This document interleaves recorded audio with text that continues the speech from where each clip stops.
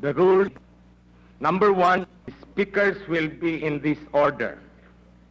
Minister Maceda, Minister Perez, Minister Shahani, Governor Agbayani, Dr. Villegas, Assemblyman Cayetano.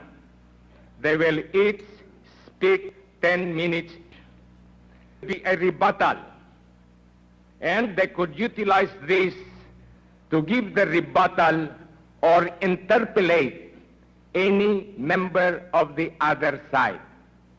This is Minister Maceda, Assemblyman Cayetano, Dr. Villegas, Governor Agbayani, and then Minister Shahani. The time will be strictly enforced. We have requested a very objective governor of the Integrated Bar of the Philippines, the president of the chamber of the chapters of the IBP throughout the country to be the one that will enforce the time, and he makes a sign that is 2 minutes before the time is supposed to expire. Then it's up, then there should be no continuation of the speech even if it is in the middle of a sentence.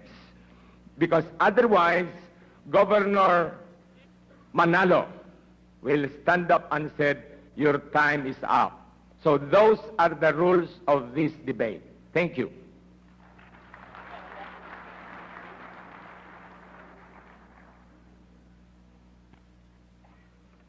I now call on the first speaker for the affirmative side, Minister Ernesto Maceda.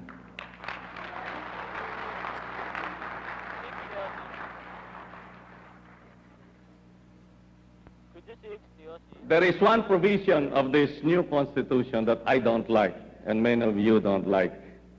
And it is Section 26, Article 18, which allows PG to continue for 18 months.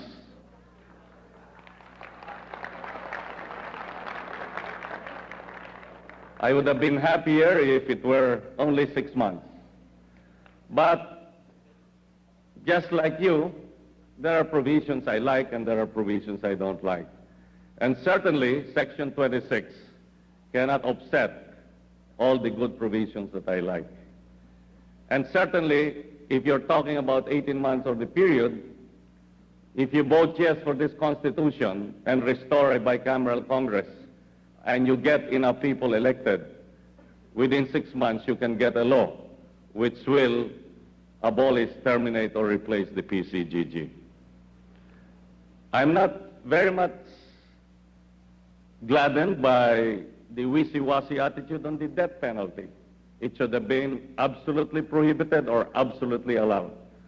But then, again, there had to be compromises, and many provisions of this Constitution are imperfect.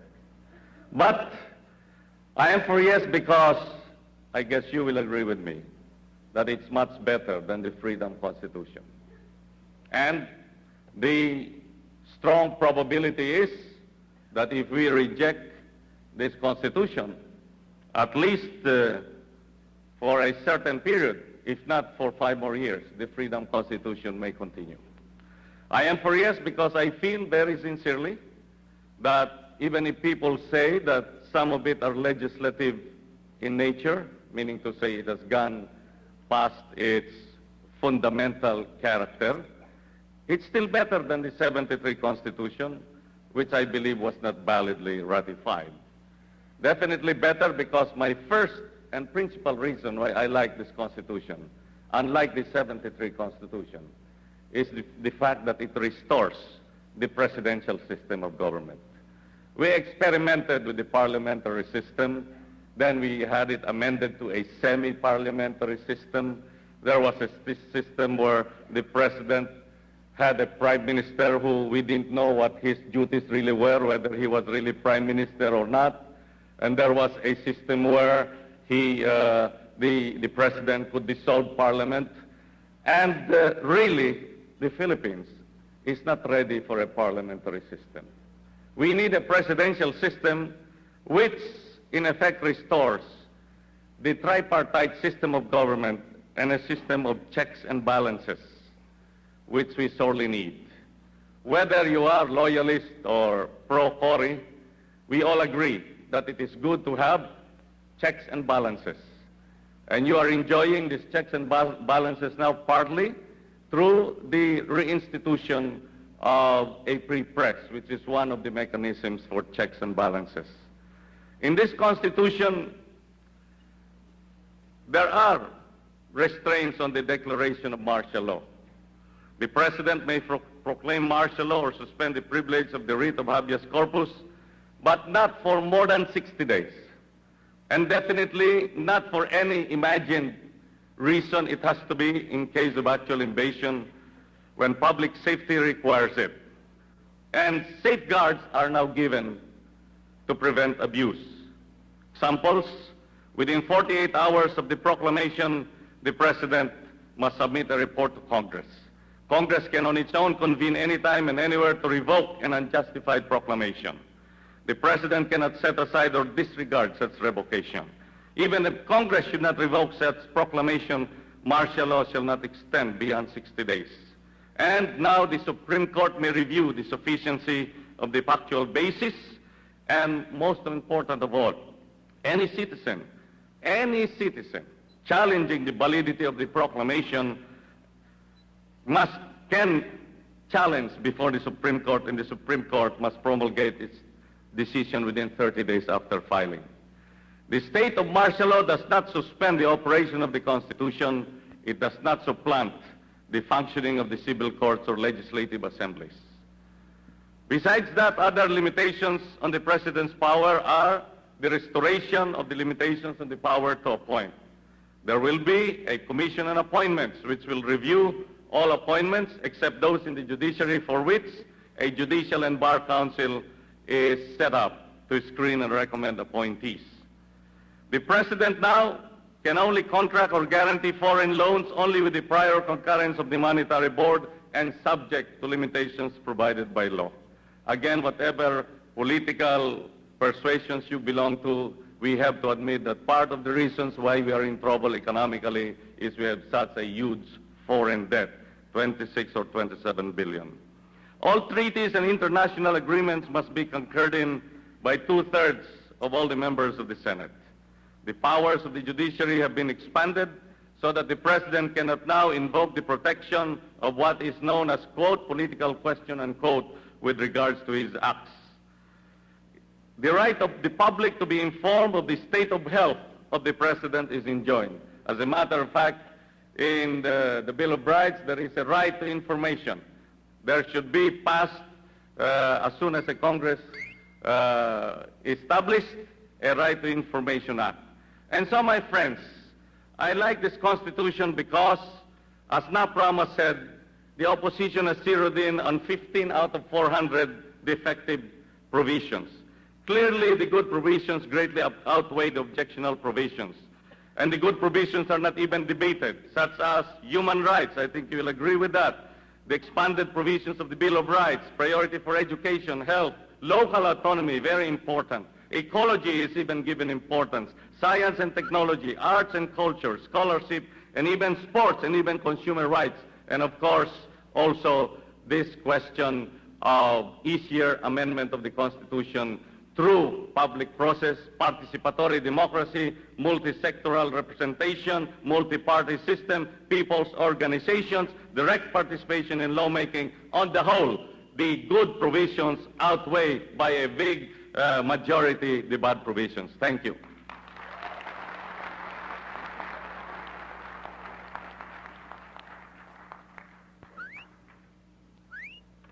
I now call on the first speaker for the negative side, Senator Leonardo Perez.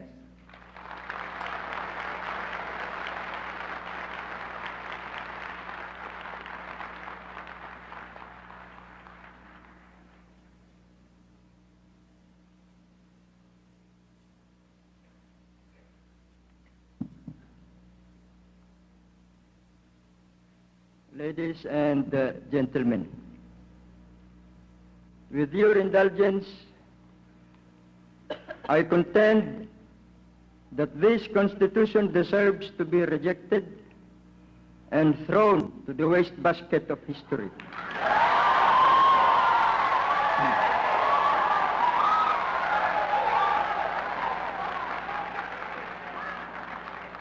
The Constitution should be rejected because it is an instrument of reckless imprudence that puts in jeopardy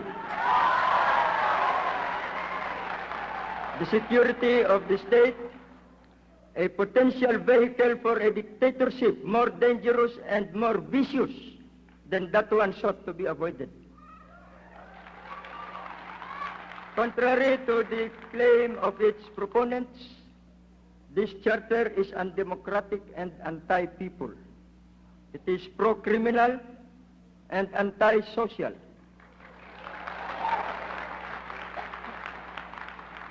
Of course, it is a promising constitution because it is full of beautiful but misleading promises.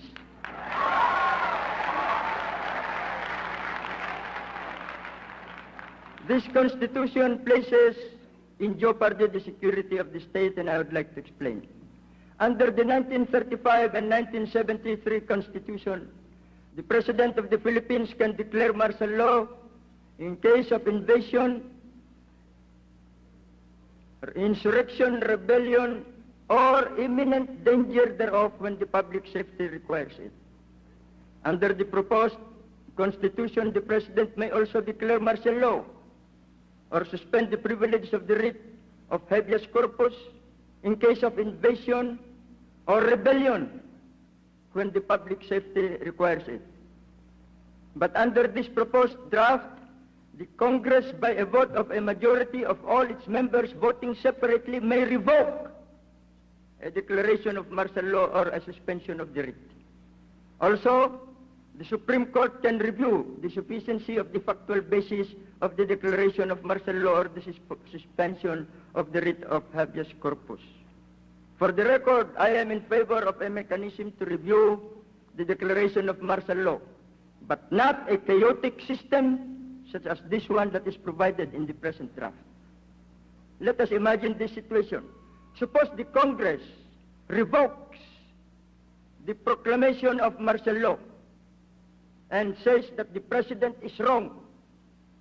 On the other hand, the petition is filed by a citizen before the Supreme Court, and the Supreme Court declares that there is a factual basis for the declaration of martial law and says that the President is correct.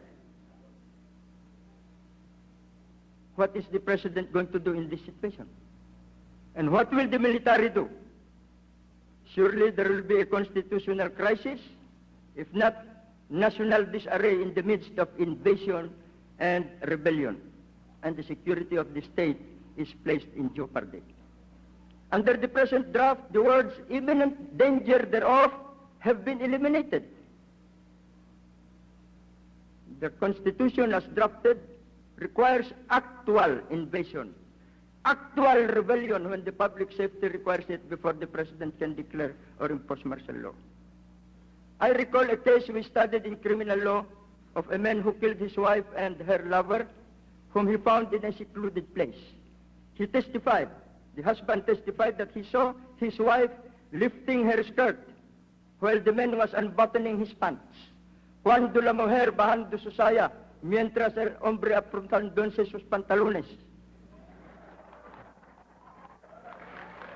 The question before the Supreme Court was whether the accused husband, in order to deserve the leniency of the law, must actually see the sexual intercourse before he can act to avenge his honor. Must we wait to see?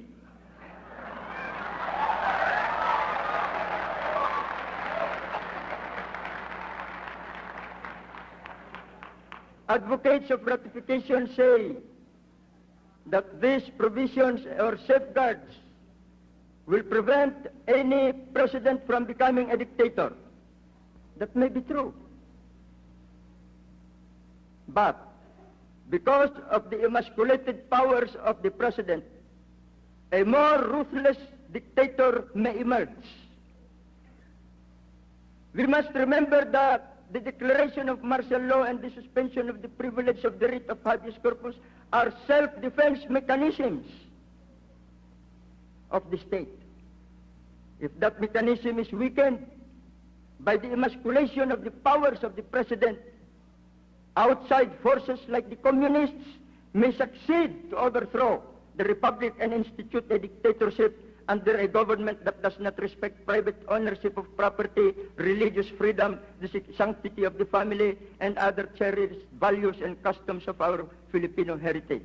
So this constitution is not a shield against the rise of a dictator. Let us turn our attention to the power to declare laws or treaties unconstitutional. Under the 1935 Constitution, in order that a treaty or a law may be declared unconstitutional, there must be a vote of at least 2/3 of all the members of the court. At that time, there were 11 members, and therefore, what was required was a vote of 8 in order to declare a law unconstitutional. Under the 1973 Constitution, a law may be declared by a vote of 10 members of the court. Under the present draft, the concurrence of a majority of the members who actually took part in the deliberations on the issues in the case voted on.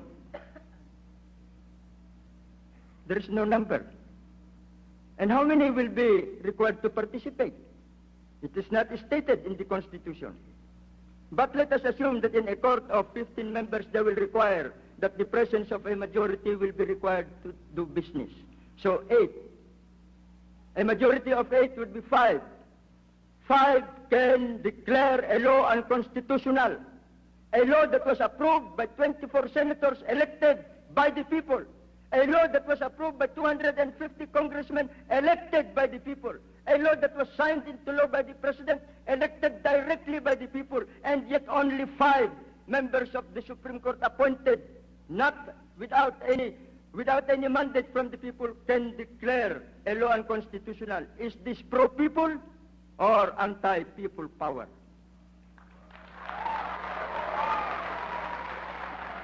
In the appointment of the members of the judiciary, from the Chief Justice to the lowest municipal trial court judge, the duly elected representatives of the people are again excluded from the process.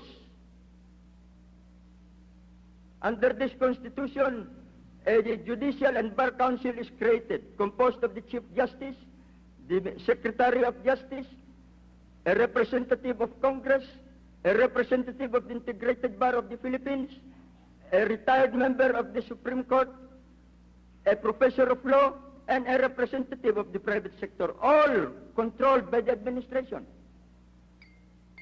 Yet, when this Judicial Council recommends, for under this Constitution, if there is a vacancy, they will recommend only 3. And the President cannot appoint any except out of the 3 recommended. So this is another emasculation of the power of appointment of the President. A President who has promised consultations with the people will no longer need to consult the people because only 3 will be recommended and she cannot appoint outside of the 3. And this, if she has made an appointment, that appointment will not be subject to confirmation by the Commission on Appointments composed of 12 senators elected by the people and 12 congressmen elected by the people. Is this pro-people power or anti-people power when you are denying the right of the representatives of the people? They say that the purpose of this is to remove judicial appointments from political influence. If that is so, then why are colonels and generals of the armed forces, members and chairmen of the COMELEC, the COA, the constitutional commissions, ambassadors, fiscals, prosecutors, all of these are to be approved by the Commission on Appointments? Why the discrimination? In view of this, my friends, I respectfully submit that we should reject this Constitution. Vote no. Thank you.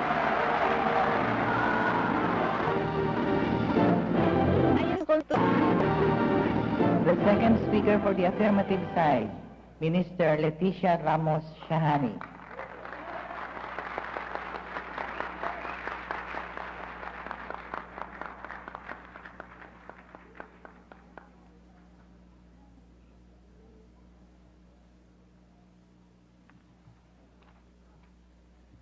Good evening, ladies and gentlemen. I should like to thank the organizers of this very historic event for their invitation for me to be here this evening. Dean Frolan Bacungan, Vic Alyongto, the President of the Chamber of Commerce of the Philippines Foundation, and Lourdes San Victorez.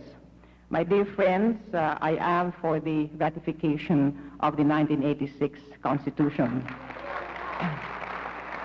I think we should keep in mind what really is the total picture which is at stake. It is not just one provision or one section, but really what we are really fighting for. Now, the 1986 Constitution makes very clear what really the country should have as a basis for its, the constitutional basis for its government.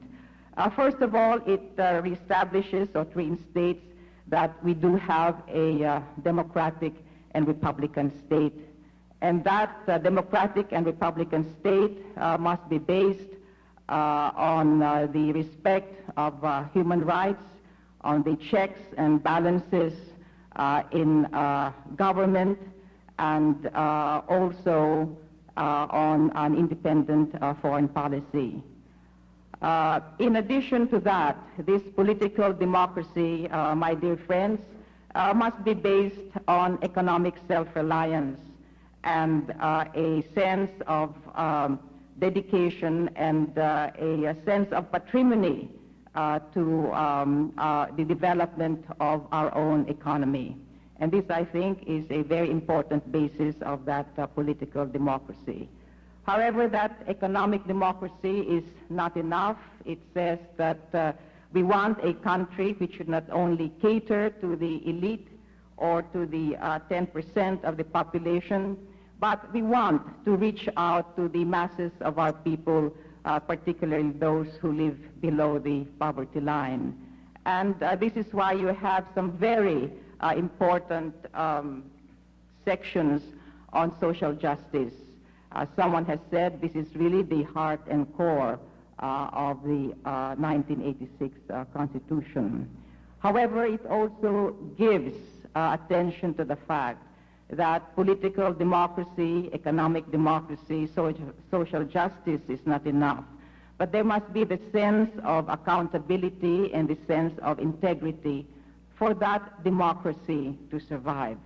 And I think, my dear friends, instead of picking on this or that provision, I think the question before all of us is this Constitution the Constitution that we need to go forward as a nation in 1986, a nation of 56 million people with a debt of $27 billion, where 70% of the people live below the poverty line? Is this the Constitution which will make us move forward in order that we can get out of the economic difficulties which you are in and thus become a respected member of the community of nations? I think Minister Maceda has already given to you some of the main issues of why we should vote for this Constitution. Let us not just pick on the smaller defects. I think that this is not a perfect document. I believe that even the most fervent proponents of the 1986 Constitution will say that it is not perfect. However, on the whole, ask yourselves, ask deep within your hearts whether this is the Constitution which will really give us the kind of basic framework with which we will need to move forward as a nation of 56 million people. Ladies and gentlemen, it is my firm belief that it is so. Let me then go into some specific issues, and since I come from the Ministry of Foreign Affairs, let me look at Article 1, where it has been claimed by the opposition that just because we have given up, or that term has been territories which the Philippines has, because of historical or legal rights, has claimed to, they say we have given up the Sabah claim. This is not true. It will be recalled that in 1977, former President Marcos stated at the ASEAN summit in Kuala Lumpur that the Philippines was taking steps to give up its Sabah claim. This new government, being under the obligation to respect the position of the previous government in the field of international relations, and wanting to see how relations within the ASEAN member of communities can be improved, and which of course has been irritated due to our Sabah claim, is now taking steps by which it is talking with the Malaysian government and seeing how this issue can be solved to the mutual benefit of our two countries. Also, it has been said that in Article 1, the archipelago theory has been abandoned, and I even received just before coming in this sheet of paper saying that we have lost 90 million hectares of rich fishing grounds because of the 1986 Constitution. My dear friends, we are a signatory to the United Nations Convention on the Law of the Sea. And there it says that we will respect the 200-mile limit of the exclusive economic zone. And the archipelagic theory is respected in Article 1 of our national territories, where it shall say the waters around, between, and connecting the islands of the archipelago, regardless of their breadth and dimension, form part of the internal waters of the Philippines. I think that this is quite clear, but it is also flexible enough in order to enable our negotiators to have a stronger position when speaking with their respective counterparts. I also would like to say that from the point of view of a professional diplomat, the important principle concerning the state pursuing an independent foreign policy, and that the state shall pursue an independent foreign policy, and that in its relations with other states, the paramount consideration shall be national sovereignty, territorial integrity, national interest, and the right to self-determination. This very important principle does not appear in the 1973 or the 1935 Constitution, but it lays the basis for our foreign policy. Indeed, I believe it is one of the most important principles insofar as our national sovereignty and national territory is concerned. I should also like to address myself, ladies and gentlemen, to one of the transitory provisions, and this is the one which relates to the agreement on the military basis. Here in the transitory provision, I believe that the Constitutional Committee has taken a realistic approach to the matter. It says that it will respect the agreement until 1991, and then it shall not be allowed except under a treaty duly concurred in by the Senate, and when the Congress so requires, ratified by a majority of the votes cast. So, my dear friends, in an issue which is of domestic import, but which has implications for our international relations, there I think the transitory provision comes up with a very realistic approach to how we should negotiate with the United States.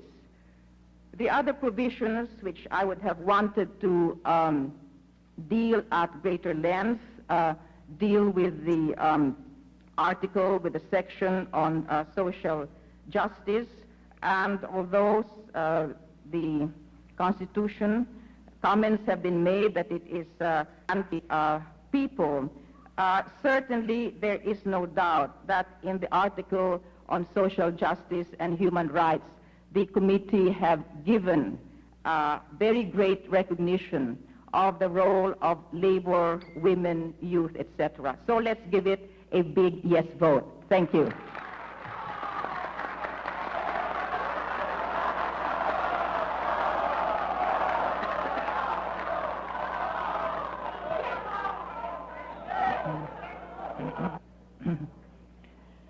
The second speaker for the negative side, Governor Aguedo Agbayani.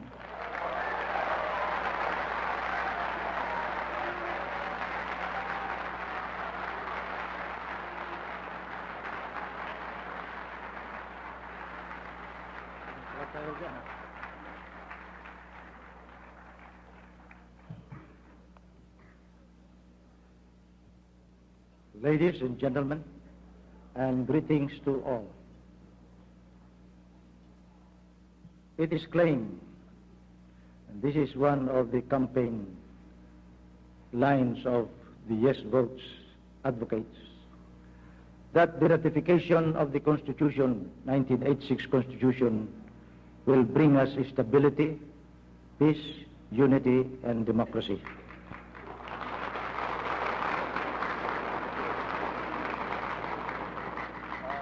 First of all, this is an admission that now we do not have peace, democracy, unity, and stability. It is an admission that we now have a dictatorship under the Freedom Constitution.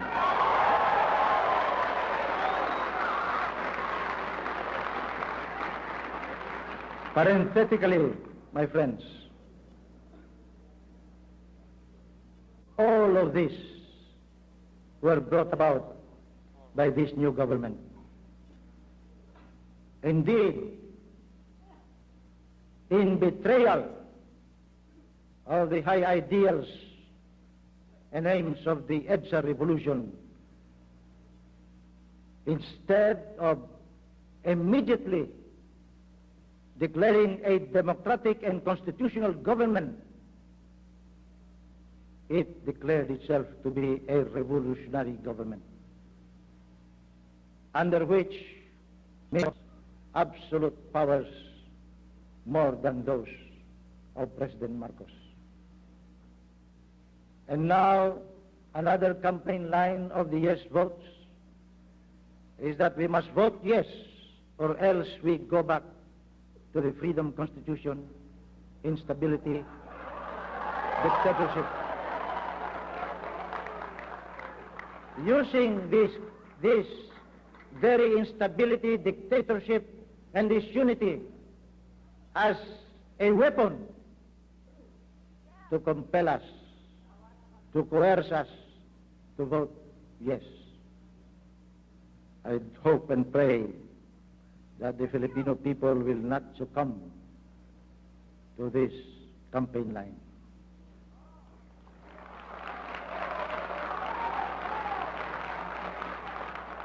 But why are they resorting to political blackmail? I think this can be called a political blackmail. Why are they resorting to releasing of billions of funds in order to snare the votes yes?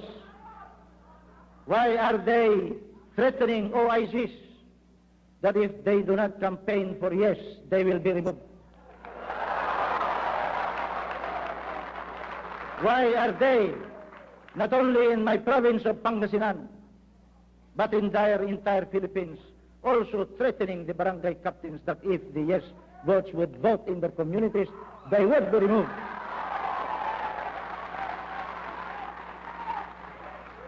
The reason is simple, my friends. It is Section 5 of the transitory provision, which grants to Mrs. Aquino 6 years more. And because of this provision, among all these so-called beautiful provisions, I contend that a ratification of this 1986 Constitution will result in the continuation and prolongation of instability, of disunity, and even of dictatorship for 6 years. Why? The Filipino people are now confronted with two main issues: whether to approve the main body of the 1986 Constitution and whether to approve the 6-year term. They should have been separated because the first one, the main body of the Constitution, is not a political or partisan issue, but the second is political and partisan.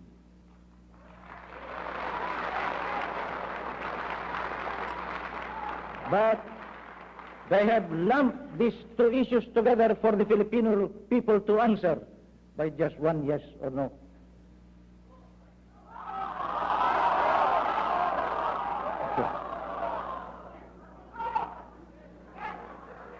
I say that the reason why they refuse to separate this provision, Section 5, as a separate question, is that they want to push-lit the 6-year term of Mrs. Aquino.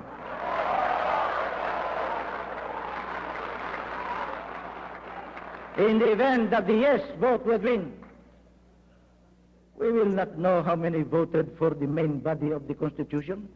We would not know how many voted for the yes, for the 6-year term.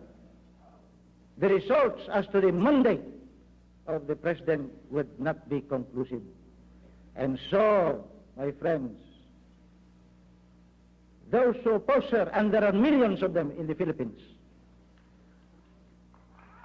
will say, na puslit lamang yan, mandate na yan. They will continue to doubt and raise the issue of whether she has a mandate or not.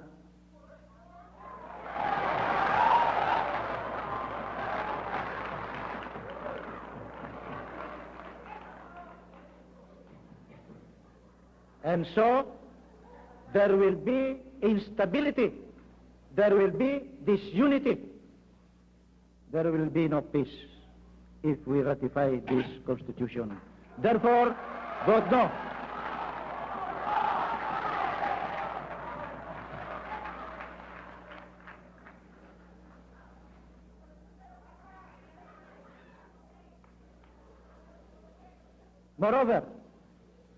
Moreover, it is the perception of many, including the very pro-Cory columnists, that the cause of the instability and disunity is Mrs. Aquino herself and the type of her leadership.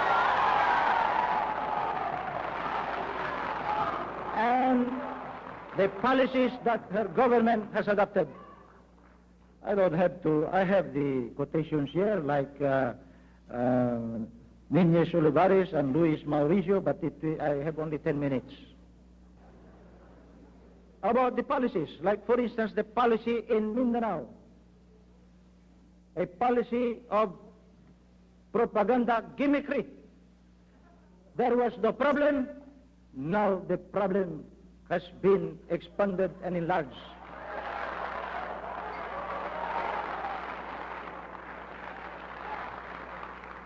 Well, and so if the cause of instability is Mrs. Aquino and her policies, then don't vote no, because if you vote yes, all of those policies and she herself will continue for 6 years.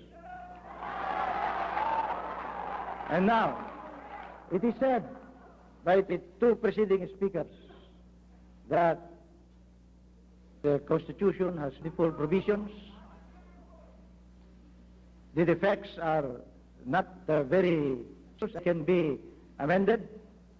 But my dear friends, in the first place, many of these provisions that are supposed to be beautiful are impossible of attainment. Therefore, if you say no, you lose nothing. Secondly, many of them actually are already in place. We have laws, we have programs in place that are being implemented. You say no, you lose nothing. And third, if there are still remaining beautiful things that are not yet in place or are impossible, then Congress can enact them, and you lose nothing if you vote no. In addition, my friends, it is not enough to enumerate and count the number of beautiful. It is stated here that we, in the option, merely pinpoint 2 or 3 or 5 defects. But if defects are so vital, so fatal, and fundamental, they negate all of provisions that we should vote. I will cite the provision reform of Section 1 of Article 12, which will make us poor and poorer and poorer.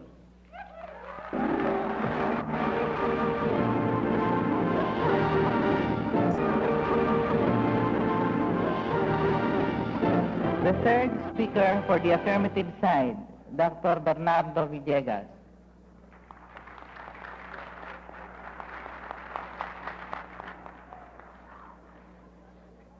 Good evening, ladies and gentlemen. I must say this is a very exciting crowd, no? And what I will do is really address the whole Filipino nation about why they should vote yes to this Constitution.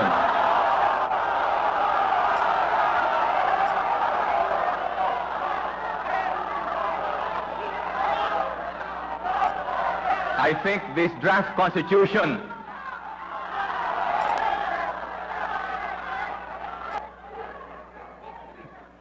I think you should at least listen to me.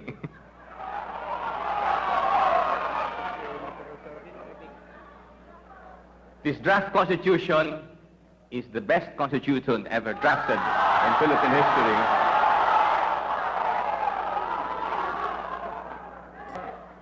I hope they're deducting that from my hours, no? First, because it is distinctly pro-poor. The majority of people in the Philippines, as have already been mentioned several times, and from the very first statement in the section of the national economy, Section 1, the first goal of national economy, for the first time in our economic history, is identified to be a more equitable distribution of income and wealth, without in any way neglecting economic growth, which is so important in order to have precisely wealth and income to distribute. This is the first constitution that recognizes the right of small-scale miners, whether they be the gold panners of Davao or the kamote miners of Cebu, to the natural resources of the country. This is the first constitution that speaks very clearly of the priority that has to be given to poor fishermen, so that we will not have the repetition of what occurred in the past, where the politicians and the big businessmen took over huge bodies of water like Laguna de Bay and other lagoons. This is the first constitution that will make any declaration that land reform is limited only to palay and corn unconstitutional, because land reform must be applied to all crops without exception.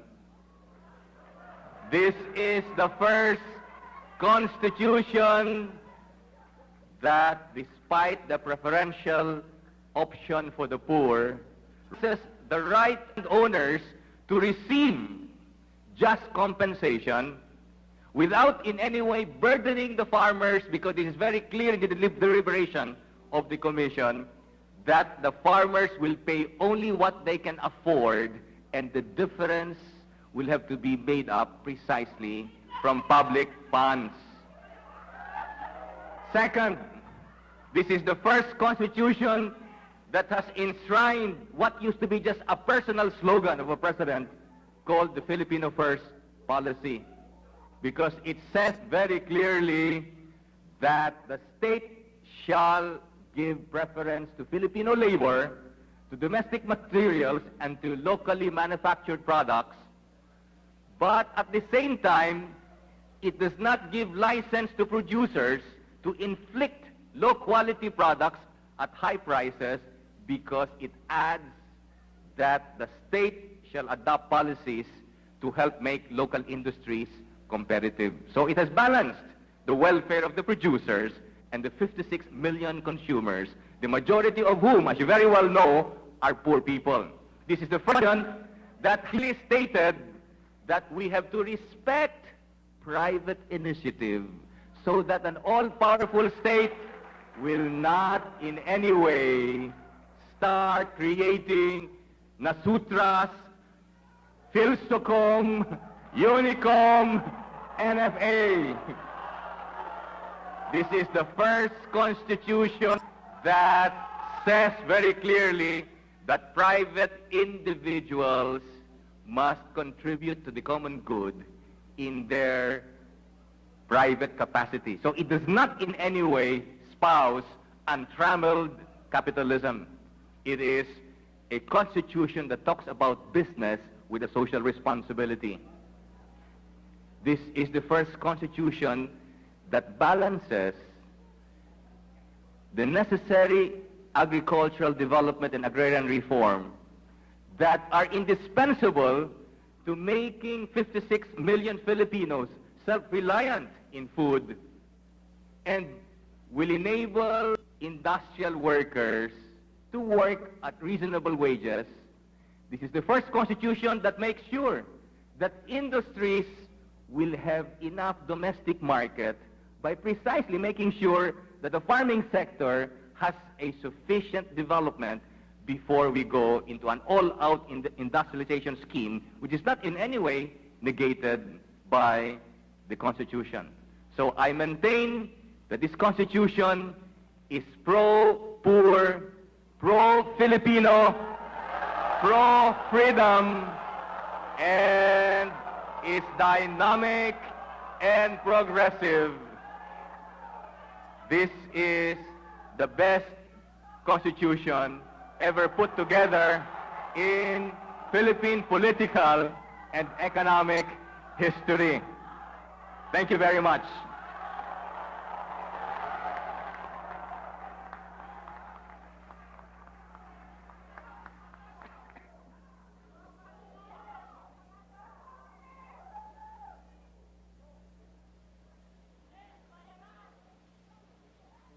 Can we have order, please?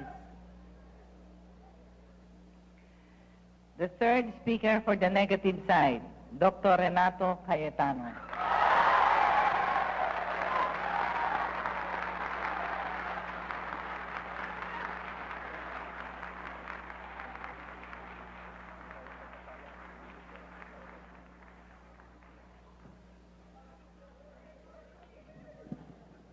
Thank you. Good evening, ladies and gentlemen, my colleagues in both the affirmative and the negative side. Magandang gabi po sa inyong lahat. We heard from my friend Bernie that the draft constitution is the best. I say it is the worst. I am for the rejection of the draft because I am for the... When I was in high school and then in college in UP at the College of Law, it was impressed in my mind by professors that I now see, including Dean Bakungan, that the Constitution is the highest political act of a sovereign people. The Constitution is the people itself talking directly, legislating themselves. If the Constitution is the people themselves, is it not fair to ask that the delegates who will frame the Constitution must come from the people?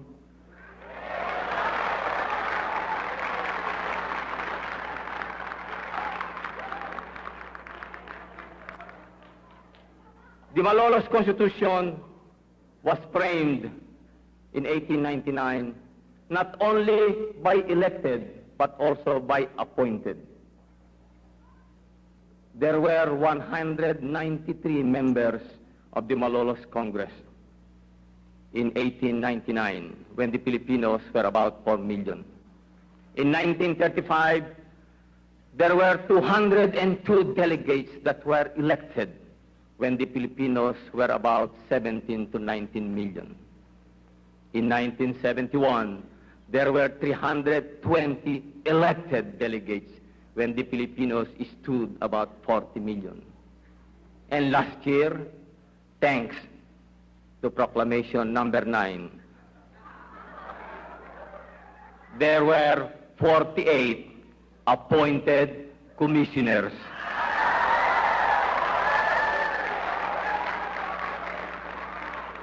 When there are 55 million Filipinos. I say, Filipino friends, ladies and gentlemen, there was a colossal misrepresentation. We cannot accept, I cannot accept, a constitution drafted by appointed delegates, no matter how well-meaning, no matter how well-motivated they are, for we are not wanting in Filipinos who could easily be elected if an election was held. That is why it will look that for every commissioner, he represented 1.2 million Filipinos in the Constitutional Commission. Kahit na po si Superman o si Wonder Woman, hindi niya kaya iyan.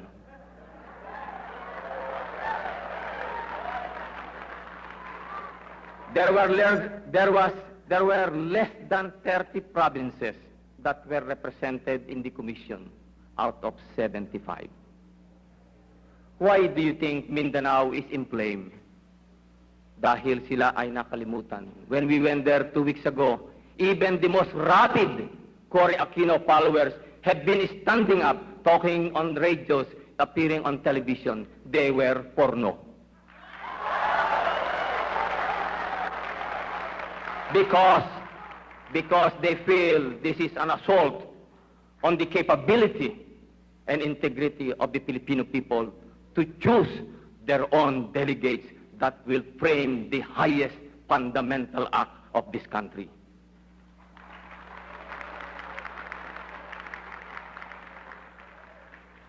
When I was also in law school in UP, I was told that the 3 characteristics of a good constitution are namely, 1, clarity, hindi pong maliwanag, clear. I submit to you that this constitution is anything but clear.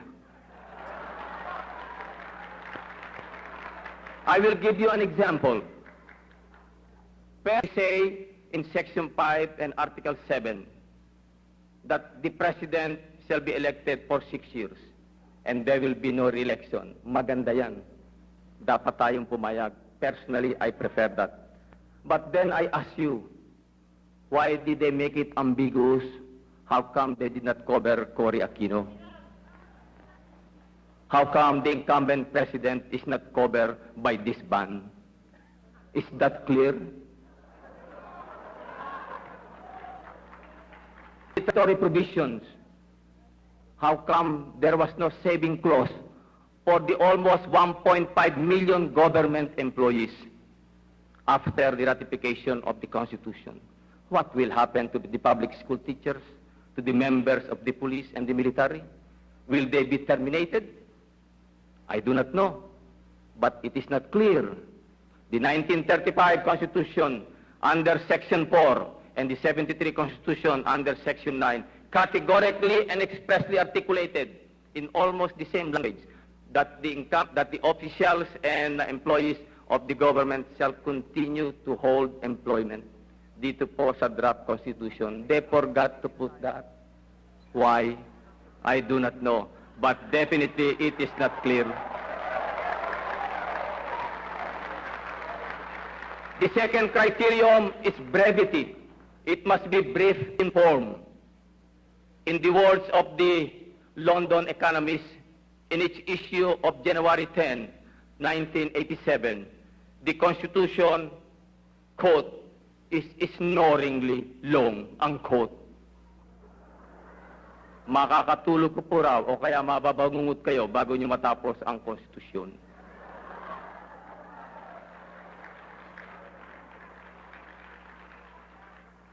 The third one is comprehensive. It must be broad enough to cover possible all subjects. This Constitution is comprehensive.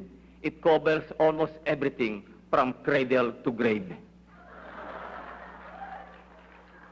It covers the fish and the fishermen, the land and the farmers, the labor and the capital, the mother and the child, the state and the citizen, the consumer versus the manufacturer. Leave it. There is nothing left for the President and for Congress to do. They will just fall asleep.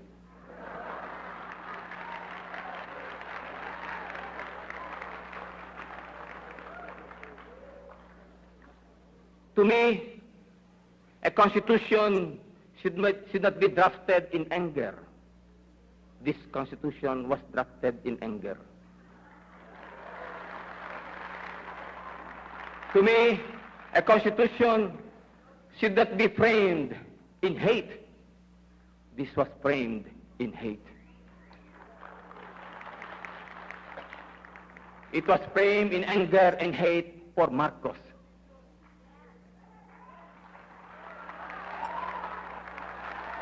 And yet I ask you, my fellow Filipinos, is this constitution against Marcos?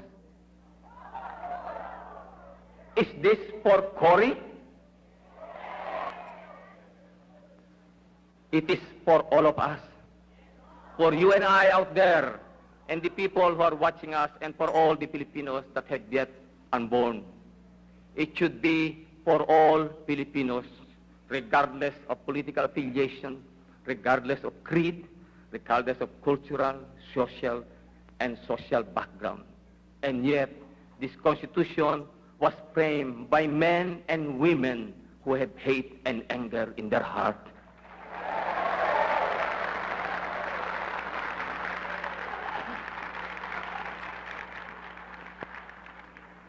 This Constitution look back at the past and not at the future. It erected constitutional walls na sabi nila hindi na raw magbabalik ng diktador. Ang sabi ko po mga kababayan, no constitution in the world will prevent a dictatorship. Not this one. It is you and I, the people's power, will prevent that, not this draft constitution. The Constitution of Russia is considered to be one of the most democratic constitutions in the world. And yet, it produced a totalitarian regime in the world today.